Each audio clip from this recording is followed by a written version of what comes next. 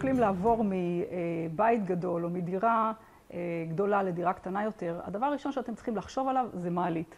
גם אם אתם היום גרים בדירה שהיא קטנה ונוחה ונעימה לכם, בדיוק מתאימה למידות שלכם, ואם היא במקרה בקומה שלישית ואין בה מעלית, זה הזמן לחשוב על השינוי.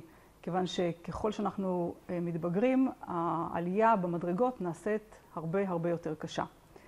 דבר חשוב נוסף שמאוד חשוב לחשוב עליו כשהולכים לקנות דירה או לחפש דירה חדשה, זה הגישה מאזור החנייה לכניסה לבית. חשוב מאוד שהגישה תהיה גם קרובה, גם מוארת וגם נוחה.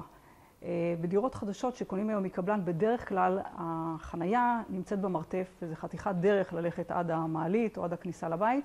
ובדירות ישנות, הרבה פעמים אנחנו רוצים את החנייה רחוק, מאחורנית, ובלילה צריך ללכת באיזה שביל מפותל, חשוך, עם ריצוף שהוא מאוד לא נוח. תשימו לב לדברים האלה לפני שאתם קונים את הדירה, ואם קניתם אותה, תדאגו שהדברים האלה יסודרו לפני שאתם עוברים. מאוד חשוב שלא יהיו מדרגות, ואם יש מדרגות, מהכניסה, מהחנייה אל הדלת שלכם, תדאגו לראות אם יש מקום לעשות מאחזי יד או מעקה אם צריך, אולי רמפה צריך לשים בעתיד, אולי כרגע זה לא רלוונטי, אבל יכול להיות שבעתיד תצטרכו את זה ותראו שיש מקום באמת להתקין את הדברים האלה. דבר חשוב שאולי לא חושבים עליו והוא מאוד פשוט, זה מפסק מואר לתאורה בחדר מדרגות. לא כל חדרי המדרגות מוארים כל הלילה. ולכן בהשקעה מאוד קטנה אפשר להחליף את המפסק הזה כדי שהוא יהיה מואר ותוכלו לגשת אליו בקלות ומהר כשאתם צריכים לצאת לחדר המדרגות או להיכנס אליו. עצה מאוד חשובה היא לקנות דירה בלי מדרגות בפנים. תחפשו דירה שיש בה מפלס אחד, בלי מדרגות, ותאמינו לי, החיים שלכם יהיו יותר קלים. אם בכל זאת יש מדרגות בדירה, אז מאוד מומלץ לשים משני הצדדים מאחזים. לא תמיד שתי הידיים פנויות, לפעמים לא עלינו, יד אחת כבר לא מי יודע מה, עושה את מה שהיא צריכה לעשות. חשוב שיהיה לה מאחז ומעקה משני הצדדים. עוד משהו חשוב בקשר למדרגות, למי שאולי הוא קצת כבד ראייה או מרגיש חוסר ביטחון בעלייה במדרגות, לסמן אותם. אם אתם הולכים לדירה שאתם רוצים לשפץ אותה ואתם שוקלים לשפץ גם את המדרגות, אפשר לשתול בתוך המדרגה איזשהו פס מאריח בצבע אחר כדי להבליט אותה, כדי שיהיה לכם נוח וקל לראות אותה. אם כבר נכנסתם לדירה כזאת ואתם לא משפצים את המדרגות, אפשר להשתמש בכל מיני אלמנטים נדבקים כדי גם לסמן אותם וגם אפילו למנוע החלקה על המדרגה. אני רוצה לדבר קצת על הפתחים של הדלתות בתוך הבית. אם אתם עומדים בפני שיפוץ, כדאי מאוד לדאוג להרחיב את הפתחים. את הפתחים של חדרי השינה כדאי להרחיב ל-90 סנטימטר, אני מדברת על פתח בנייה, כי בטח הורסים קירות או מרחיבים, אז פתח בנייה 90 סנטימטר, ואת הפתחים לחדרי השירותים והאמבטיה כדאי מאוד לעשות ברוחב 80 סנטימטר, כשלכם קל להיכנס, ואם חס וחלילה צריך כיסא גלגלים, אז שגם הוא ייכנס בקלות. בדירות חדשות שבונים היום, אז זה כבר לפי התקן, ואם אתם קניתם דירה חדשה מקבלן, סביר להניח שלא תצטרכו להתעסק עם זה, אבל שווה לבדוק בתוכניות. אם כבר דיברנו על דלתות, חשוב להזכיר את נושא הידיות. ידיות עגולות, זה דברים שרואים בדירות ישנות. נכון, האצבעות כבר לא מה שהיה פעם. לפעמים קשה לתפוס דברים שהם עגולים, במיוחד אם צריך לסובב אותם. תיפרדו מהידיות האלה, תקנו ידיות נוחות שקל בלחיצה לפתוח ולתפעל את הדלת. אני מתכוונת גם לארונות אמבטיה, ארונות מטבח, מגירות שיש לכם בבית בכל מיני מקומות. תשתדלו להיפרד מהכפתורים הקטנים האלה, קשה לתפוס אותם, הם לא נוחים. קנו לכם ידיות ארוכות שבקלות אפשר להכניס את היד, למשוך ולדחוף את המגירה בקלות. עכשיו אני רוצה לדבר קצת על שיפוץ אמבטיה. מאוד מומלץ להיפרד מהאמבטיה ולעשות במקומה מקלחת גדולה, יפה, רחבה, בלי מדרגה, שיהיה קל להיכנס אליה. לפעמים צריך עזרה בלהתקלח, עוד מישהו צריך להיכנס למקלחת, לפעמים צריך להכניס כיסא גלגלים למקלחת.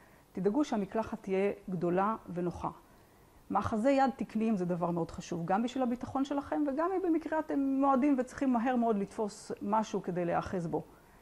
עוד דבר שמומלץ לעשות זה איזשהו ספסל במקלחת. מאוד נוח לשבת ולהתקלח, מאוד נעים. כדאי מאוד לבנות את הספסל. באחת הפינות של המקלחת אפשר לחפות אותו בעץ שהוא עמיד למים או בשיש, מה שנוח לכם, מה שהטעם שלכם מכתיב. יש ספסלים שהם מתחברים לקיר. דמיינו ספסל קולנוע, אבל ברטוב. אפשר לחבר אותו לקיר, אפשר לקפל אותו, זה ללכת עם ולהרגיש בלי, אתם יכולים להצמיד אותו לקיר, וכשאתם צריכים פשוט לפתוח אותו ולשבת עליו. ואפשר לקנות ספסל, שזה הפתרון הכי זול אולי. יש ספסלים שמיועדים לאמבטיה, אם מעץ, עמיד למים או עם מיקוריאן. חשוב שהוא יהיה עמיד, אפילו כבד ויציב. מאוד מומלץ לא להשתמש בכיסאות של כתר. לא להכניס אותם למקלחת, הם לא יציבים, הם מחליקים, גם אלה שיש להם משענת, גם אלה בלי המשענת. פשוט אל תכניסו אותם. לא טוב. אם יש לכם אמבטיה ואתם לא רוצים להיפרד ממנה, קודם כל לשים מאחזי יד, כמו שאמרתי, מאחזים שיהיה לכם נוח לתפוס. גם לצאת מהאמבטיה זה מאוד חשוב. ולא לשים על הרצפה של האמבטיה את השטיחון הקטן הזה שנדבק עם כריות ואקום. לא ולא. השטיחון הזה מחליק ואתם ביחד איתו. האמבטיה, גם כשהיא רטובה, למרות מה שנראה, הרבה יותר בטוחה בלי השטיחון מאשר איתו. אז בלי שטיחונים כאלה. ואם כבר הזכרנו שטיחים ומחצלות בבית, תשימו לב שהם לא כאלה קטנים ומחליקים, שלא תחליקו יחד איתם. יש שטיחי גומי נגד החלקה ששמים אותם על הרצפה, ועליהם אפשר לשים את השטיחון אם אתם לא רוצים להיפרד ממנו. בגדול אני מאוד ממליצה להסיר מהדרך כל דבר שאתם יכולים למעוד עליו וליפול. מאוד מאוד חשוב. גם יש לכם שטיחים שאתם אוהבים ויש להם מין אוזניים כאלה בקצוות והם מתקפלים כי הם כבר ישנים. כדאי שלא יהיו שם, פשוט כדי שאתם תרגישו יותר בטוח. מה עוד אני יכולה לספר לכם? כן, בואו ניכנס לחדר השינה. 3 דברים חשובים שיש לי להגיד על חדר השינה. קודם כל, שרצוי מאוד שיהיה מרווח של כ-70 סנטימטר בין המיטה לקיר שליד. המקום שבו אתם נוהגים לשים את השידה. לפעמים לא עלינו צריך לגשת עם איזה מכשיר רפואי, מישהו צריך לעזור לכם לקום מהמיטה, אולי צריך להביא כיסא גלגלים. תדאגו שיהיה לכם שם מרווח מספיק נוח, מספיק רחב, כדי שלא תצטרכו להתחיל לעשות שם תרגילי סיבוב וכל מיני דברים כאלה. דבר חשוב נוסף זה תאורת לילה, תאורת התמצאות. זה יכול להיות פנס קטן שמואר לכל אורך הלילה, וזה יכול להיות תאורה קטנה ליד הדלת של השירותים, אפילו קרוב לרצפה, עם מפסק שיש לכם ליד המיטה, שיעיר רק את הדרך אל השירותים ולא יעיר את בן הזוג, וכך תוכלו להגיע בבטחה לשירותים, מה שקורה לכולנו הרבה בלילות, ולא תיכנסו עם הראש בקיר.